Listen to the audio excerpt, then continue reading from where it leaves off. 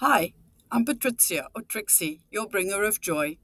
It's an honor and a privilege to announce that I've been accepted to serve as a leader at the Speakers Tribe. I've learned that there's an extraordinary power in saying yes to leadership, not because we feel ready or perfect, but because God delights in using the willing. My yes didn't come from confidence, it came from surrender, from trusting that even in the broken pieces, He could create something beautiful. Leadership isn't about control or titles. It's about showing up with courage, compassion, and creativity. It's about creating spaces where others feel seen, safe, and inspired to grow.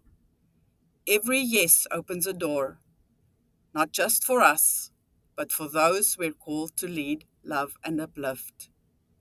So say yes today, not to perfection, but to purpose, not to pressure, but to presence.